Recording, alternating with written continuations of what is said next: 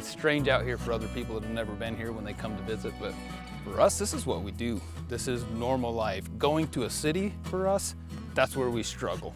We don't fit in, we don't know how to fit in. It's just, that's tough, but this is home. We've basically been doing this our whole lives. I can remember being 5 years old and coming out to this same mine and putting turquoise in my pocket and chasing lizards and doing all the things kids do. Growing up in this business and doing this business so many years, it's just like part of my life. It's in my blood. I wake up, I think turquoise, I drink turquoise, I mine turquoise, I cut turquoise, I sell turquoise, and then I go to sleep and I dream turquoise. In autumn of 2022, Shop LC sent a camera crew to the Nevada desert to capture the arduous process by which turquoise is mined from the ground. From prospecting to digging, cutting, and polishing, the entire painstaking process is headed up by only two men, the Otteson brothers. Join us as we travel to the heart of the southwestern United States to unearth the treasures buried beneath the rocks of the Sierra Nevada. Hi, I'm Trenton Otteson. And I'm Tony Otteson. We're here in Nevada. We're here with Shop LC, and we're going to mine some turquoise. Come take a walk with us and do some mining with the Turquoise Kings.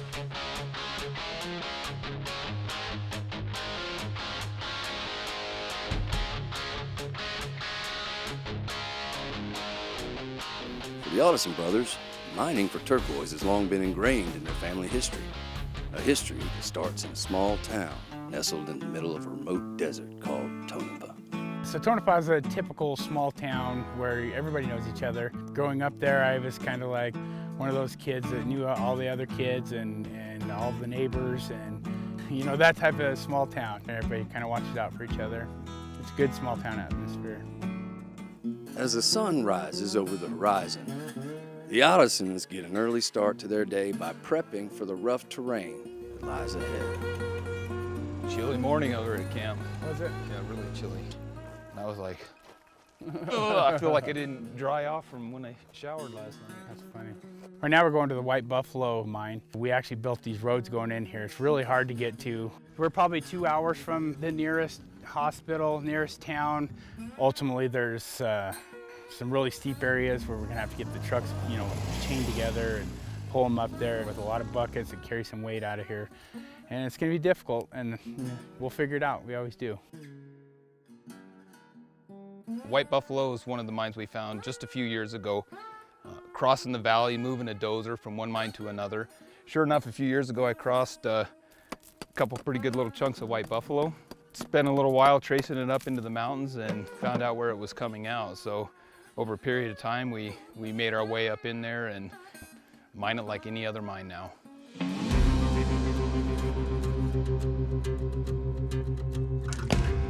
This pit right here is pretty much the production of the White Buffalo stone that we have on Shop LC.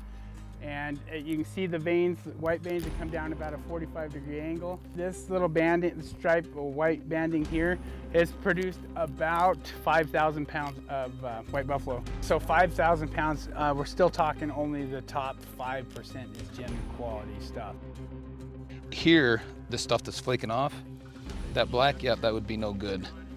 So none of this would be good. But this chunk of white that's going through the center here, I can tell how heavy it is, that it's pretty solid white. So this is a good usable piece. It's not uncommon for us to have to move 10 or 20 tons of dirt just to get, you know, a pound of the highest grade material. We're gonna go out and we're gonna deliver, like for Shop LC, and we're gonna deliver. Okay guys, our ride is here. Sierra Nevada is one of our favorite mines. It produces so many different colors of turquoise. So a few years ago, Trenton's prospecting up in those canyons there, and he came across just a few pieces of turquoise and ended up working our way up to seam to where it was coming out on the hillside. And went up in there with equipment, got approval from all the government agencies, and then really just tore into it. Straight above the excavator is where the pit started. And then as we went down chasing this seam, we had to start coming in because we're like, dang, it's going into the walls, pushing in, and so it's still doing that. You see all these oranges and all the gray in here, and then suddenly the rock changes and starts getting black and dark right here.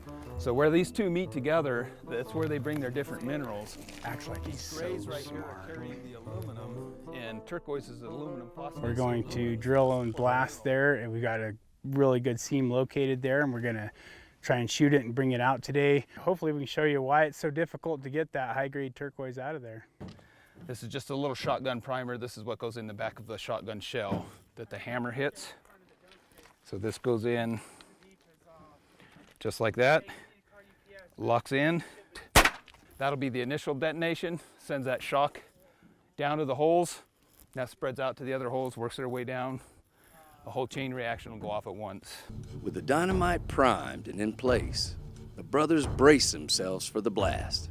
But in this profession, things don't always go as planned. We're live, guys. Let me slide over a little bit more for you. Yeah, right here's fine. I can dive in here. Yeah. Okay, I'll hold it and then you can flip the pin down. Okay, everybody, fire in the hole! 3, 2, 1.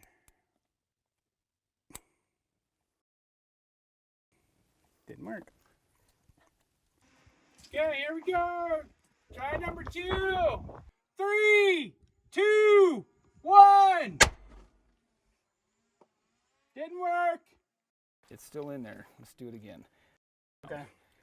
Fire in the hole. Maybe it'd be better if you held it so you can. 3, 2, 1. Woo! Oh yeah. We hit good. Turquoise everywhere. This is a victory for Shop LC for sure. It's all down there in the bottom. That's what we're here for. Yep. Now the work begins.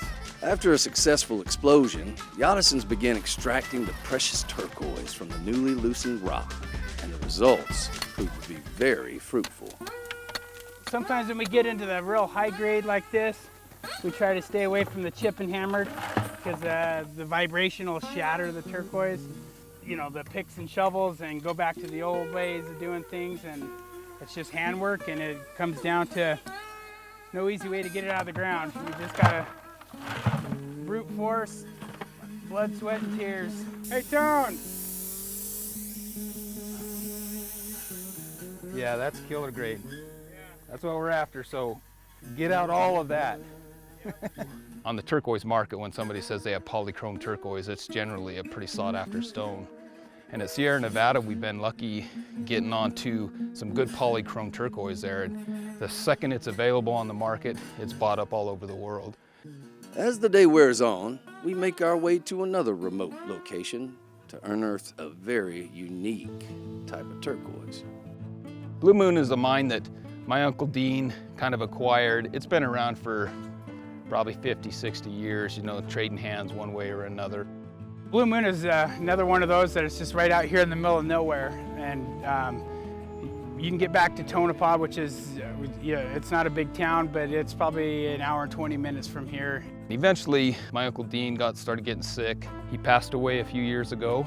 In the meantime, it kind of just sat vacant. And Trenton and I saved up some money, and we ended up purchasing it from my Aunt Donna. And so just like every other mine now, we spend a couple $100,000 on equipment and get it all moved in there, and then start the process of extracted stone, processing it, and then bringing it to market. Here, I think we could get a bunch of turquoise out of these too. I can see all these little feeder veins running all through this wall here. We have to move 10,000 tons, oh, I know. To get out 100 pounds. It's just a matter of getting out here and doing it. But at some point, we hit one of those pockets that could just change the course of your whole year. The brothers are busy discussing their next move when out of the corner of his eye, something catches Trenton's attention. Let's see if I can get it without killing myself. Oh shoot, this is gonna be fun to try. Damn. Oh, this is a cool nugget though. Whew. Nice blue-green. I guess that's worth almost losing my life over.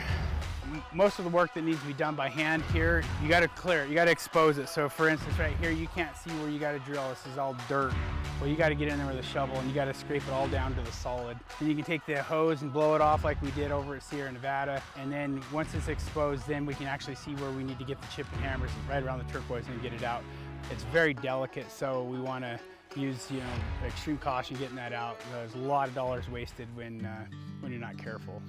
Before calling it a day, the Ottesons pay a visit to one last location and the site of one of their most popular stones.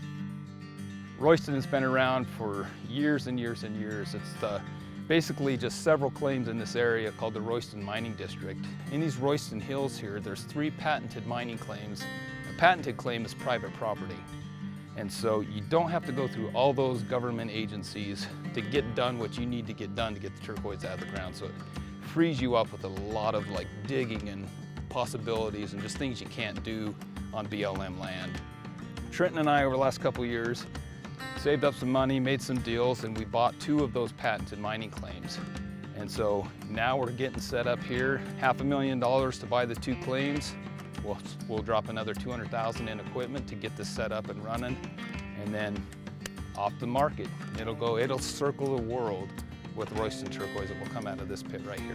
These tailings right here, we're going to go ahead and get all the bigger rock filtered out, but what's left, like the 2-inch minus type of gravel, we'll run it all the way through the screen system that we have set up that we purchased just for this mine. And the whole idea is to separate the sand from the rock. Because the sand we don't want, but the rock's got all of our turquoise in it. So we dump into the hopper. From the hopper, it's fed into that barrel. The barrel is spinning, and that separates the sand from the rock. The sand falls through, lands onto this belt right here.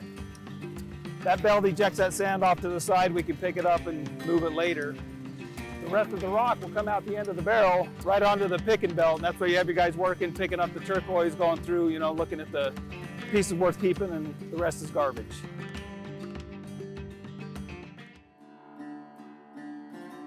This is what we would call base camp. So this is where we have our explosives. We sit down, we do our safety talk here, and then this is where we all come together at the end of the day as well, and we kind of do our, we talk about how everything went. We bring all the turquoise, we wash it up and clean it up, get everything, separated and graded out. So once we load the turquoise and the water in the mixer, the whole goal is for that mixer to spin and let the rock grind against itself to remove the clay and any of the coatings that's hiding that turquoise that we know is in there. It'll roll for a while, it might take an hour, sometimes it might take all night, but eventually it'll grind all the rock off to expose the turquoise. Some of these, look at those big old nuggets. Let me see this one.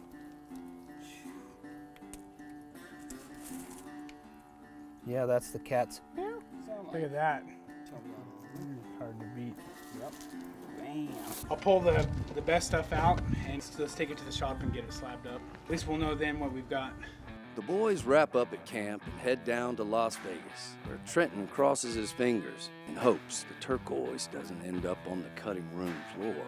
So we just got back from the mine. We're gonna go get the buckets and get out of the truck, and we'll go through and pick the kind of grade, the high grade, and then we'll put it on the diamond saw here, and we'll try and saw that vein out.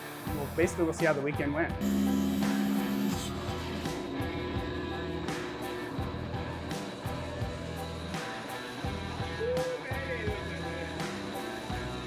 There we go. Makes the mining worth it. Hard to find somebody that can cut like that. It's really, when you cut a shape, you got to be artistic. You got to be very good at making the shapes, and you got to make them symmetric. So it's got to be perfect. And when it comes down to it, these guys that's worked for me, they've worked for me for a long time. It's taken a long time getting them trained in the process, but they're the best of the best right now. And the reason is because they've got a lot of practice and a lot of time doing it.